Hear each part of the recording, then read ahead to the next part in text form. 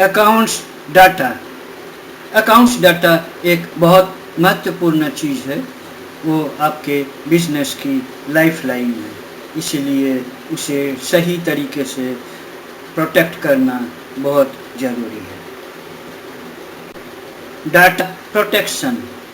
Computer data कोई भी कारण से डैमेज हो सकता है, डिस्क फेलियर के लिए, वायरस के लिए, या मशीन ख़राब हो गया उसके लिए।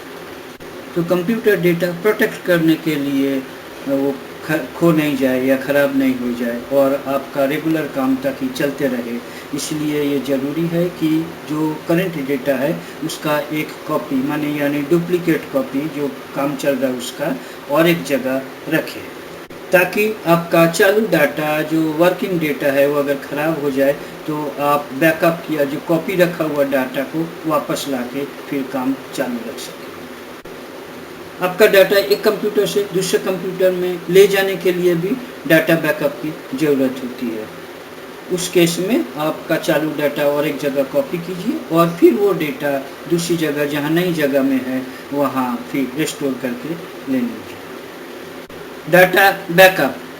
डाटा बैकअप करने के लिए गेटवे ऑफ टैली में F3 company info button click करने से कंपनी इन्फो मिलेगा, उसमें बैकअप सिलेक्ट कीजिए तो बैकअप करने का स्क्रीन मिलेगा। Data locations. अब आपको डाटा कहाँ है, अभी चालू डाटा कहाँ है उसका लोकेशन बताना होगा और आप डाटा बैकअप करके कहाँ रखेंगे उसका लोकेशन बताना होगा। Data source location. सोर्स ये फील्ड में आपका डाटा कहाँ है, आपका चालू डाटा का वो बताना होगा। ये नॉर्मली आपके सिस्टम से डिस्प्ले होगा तो आपको नॉर्मली चेंज नहीं करना है। और डेस्टिनेशन फील्ड में data destination location. Destination field में आपको जहां डाटा बैकअप करके रखना है उसका लोकेशन टाइप करना है। आपको डाटा ये कंपनी के बाहर में कहीं रखना चाहिए, क्योंकि अगर वो आप इसी कंप्यूटर में ही अगर बैकअप रखेंगे तो वो कंप्यूटर ख़राब हुआ तो आपका